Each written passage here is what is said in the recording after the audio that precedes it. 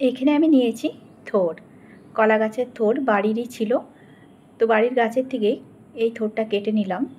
এখন এই থোরটাকে ছোট ছোট করে কেটে নেব। যেহেতু বাড়ির জিনিস তো খেতে ভালো হবেই। একদম দেখো ছোট ছোট করে আমি থোরগুলোকে কেটে নেব।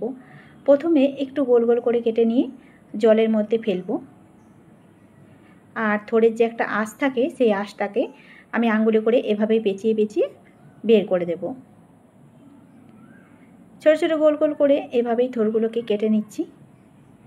এরপরে কয়েকটা থোর একসাথে দেখো এভাবে নিয়ে নেব। নিয়ে যেরকমভাবে আমরা আলু ভাজা কাটি সেইভাবে এই থোরটাকে কেটে নেব।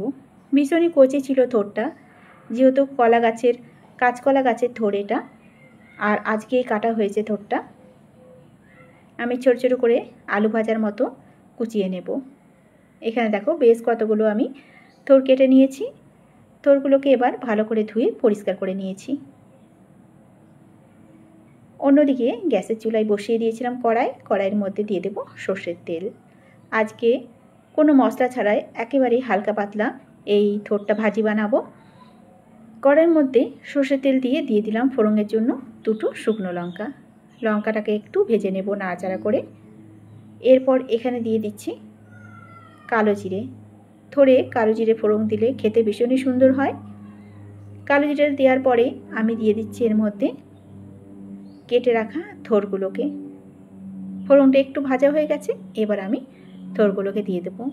এই থোরটা খাওয়াও ভীষণ কিন্তু উপকার, আর খেতেও ভালো লাগে, জলদি রান্নাটাও হয়ে যায়। এবার একে একে করে থোরগুলোকে আমি দিয়ে দিলাম। একটু নাড়াচাড়া করে নেব।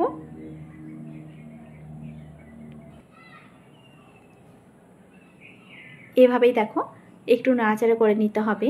এরপর এর মধ্যে আমি দিয়ে দিচ্ছি পরিমাণ মতো লবণ, আর দিয়ে দেব স্বাদ মতো অল্প হলুদ। ব্যাস, আর এর মধ্যে কোনো মশলা আমি দেব না। খুবই হালকা তেল মশলায় এই রান্নাটা খেতেই বেশি ভালো লাগে। এখন আমি ঢাকা দিয়ে কিছু সময় এভাবেই রেখে দেব। কিছুক্ষণ পর ঢাকনাটাকে খুলে নিলাম। মধ্যে দুই একবার আমি নাড়াচাড়া করে এই থোরটাকে একটু ভাজি করে নিয়েছিলাম। নামাবার আগে এখানে আমি দিয়ে দিলাম 4টে কাঁচা লঙ্কা। এই কাঁচা লঙ্কাটা দেওয়াতে ঝালটা অতটা হবে না, কিন্তু গন্ধটা ভীষণই সুন্দর হবে। যেহেতু আমি গোটা কাঁচা লঙ্কা দিয়ে দিলাম। সামান্য পরিমাণে একটু চিনি দিয়ে এবার কিছু সময় ধরে নাড়াচাড়া করে আরও একটু ভাজা ভাজা করে নেব। কিছুক্ষণ ভাজার পরে থোরটা একেবারে ভালো মতো ভাজা ভাজা হয়ে গেছে, আর থোরটা খুব সুন্দর সেদ্ধ হয়ে গেছে। তো তৈরি হয়ে গেল আজকের রেসিপি থোর ভাজা। আশা করছি আজকের রেসিপি তোমাদের কাছে ভালো লাগবে।